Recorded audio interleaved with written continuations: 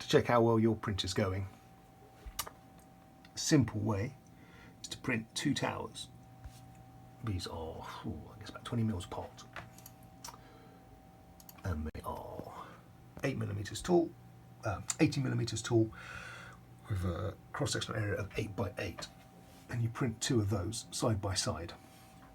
And the reason you do that is because if you print it just one, in fact, you're very likely to melt the top end, and also it allows you to check how your filament is looking.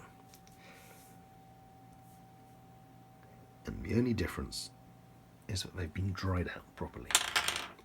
So this is nylon, nylon PA6, I suspect. I have to double check that.